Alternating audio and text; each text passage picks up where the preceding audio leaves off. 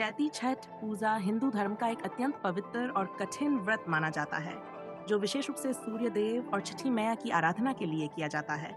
ये पर्व साल में 2 बार आता है, एक कार्तिक मास में और दूसरा चैत्र मास में, जिसे चैती छठ कहा जाता है। इस व्रत की सबसे बड़ी विशेषता इसकी कठोरता और शुद्धता है। इसमें व्रती लगभग 36 घंटे तक निर्जला उपवास रखते हैं और पूरे नियम और श्रद्धा के साथ पूजा करते हैं। इस पूजा की शुरुआत नहाय खाए से होती है और इसका समापन उगते सूर्य को अर्घ्य देने के बाद होता है। अब हम इसकी पूरी विधि विस्तार से समझते हैं। सबसे पहला दिन नहाय खाए कहलाता है। इस दिन व्रती सुबह जल्दी उठते हैं और पूरे घर की अच्छी तरह सफाई करते हैं। विशेष रूप से रसोई घर को शुद्ध और पवित्र किया जाता है, क्योंकि यही से व्रत का भोजन तैयार होता है। व्रती स्नान करके साफ और शुद्ध कपड़े पहनते हैं और फिर भगवान का स्मरण करते हैं। इस दिन व्रती केवल एक बार भोजन करते हैं, जिसे पूरी तरह सात्विक और पवित्र तरीके से बनाया जाता है। भोजन में चने की दाल, कद्दू की सब्जी और अरवा चावल बनाए जाते हैं। इसमें लहसुन और प्याज का प्रयोग बिल्कुल नहीं किया जाता। खाना बनाने के लिए मिट्टी के चूल्हे या शुद्ध बर्तनों का उपयोग करना अधिक शुभ माना जाता है। सबसे पहले इस भोजन को भगवान को अर्पित किया जाता है और उसके बाद व्रती इसे ग्रहण करते हैं। यही से व्रत की शुद्ध शुरुआत मानी जाती है। इसके बाद आता है दूसरा दिन, जिसे खरना कहा जाता है। ये दिन बहुत महत्वपूर्ण होता है, क्योंकि इसी दिन से निर्जला व्रत शुरू होता है। व्रती पूरे दिन बिना कुछ खाए पिए उपवास रखते हैं और शाम का इंतजार करते हैं। शाम को सूर्यास्त के बाद खरना की पूजा की जाती है। व्रती स्नान करके नए और साफ कपड़े पहनते हैं और एक पवित्र स्थान पर प्रसाद बनाते हैं। खरना का प्रसाद गुड़ की खीर, रोटी और केला होता है। खीर को विशेष रूप से गुड़, दूध और चावल से बनाया जाता है और कोशिश की जाती है कि इसे मिट्टी के चूल्हे पर ही बनाया जाए। प्रसाद बनने के बाद इसे सूर्यदेव और छठी मैया को अर्पित किया जाता है। इसके बाद व्रती इस प्रसाद को ग्रहण करते हैं और यहीं से उनका 36 घंटे का निर्जला व्रत शुरू हो जाता है। अब वे पानी की एक बूंद भी ग्रहण नहीं करते।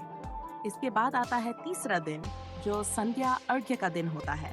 ये छठ पूजा का सबसे मुख्य और भावनात्मक दिन होता है।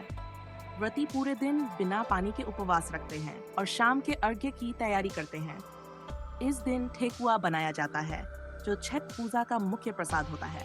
इसके साथ ही फल जैसे केला, नारियल, सेब, संतरा, गन्ना, सिंघाड़ा और अन्य शुद्ध सामग्री एकत्र की जाती है। बांस के सूप और दौरा में इन सभी प्रसादों को सजाया जाता है। शाम को पूरा परिवार मिलकर घाट की ओर जाता है। महिलाएं सिर पर दौरा लेकर चलती हैं और रास्ते में छठ के पारंपरिक गीत गाए जाते हैं, जिससे पूरा वातावरण भक्तिमय हो जाता है। घाट पर पहुंचकर व्रती पानी में खड़े होते हैं और सूर्यास्त का इंतजार करते हैं।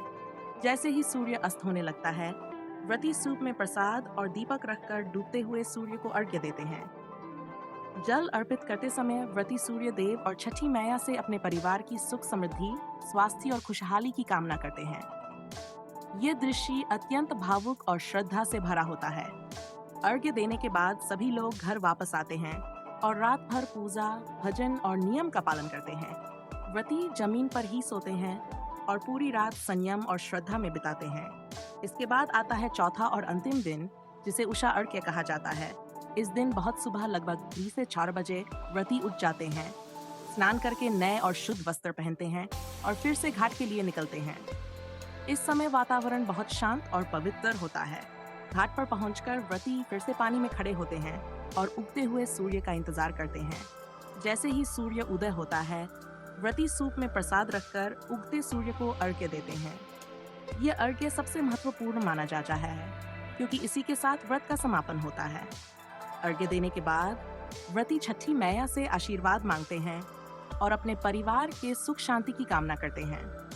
इसके बाद व्रत का पारण किया जाता है। व्रती घर आकर सबसे पहले पूजा करते हैं और फिर कच्चा दूध और प्रसाद ग्रहण करके अपना व्रत खोलते हैं। इसके बाद प्रसाद को परिवार और आसपास के लोगों में बांटा जाता है। इस पूरी पूजा में साफ सफाई, शुद्धता और नियमों का विशेष ध्यान रखा जाता है। व्रती किसी भी प्रकार की अशुद्ध चीजों से दूर रहते हैं और पूरी श्रद्धा और भक्ति के साथ ये व्रत करते हैं। छठ पूजा का महत्व बहुत बड़ा है। ये माना जाता है कि इस व्रत को करने से सूर्य देव और छठी मैया की विशेष कृपा प्राप्त होती है। जीवन में सुख, शांति, समृद्धि और स्वास्थ्य आता है और सभी मनोकामनाएं पूर्ण होती हैं। यही कारण है कि ये पर्व इतनी श्रद्धा और आस्था के साथ मनाया जाता है।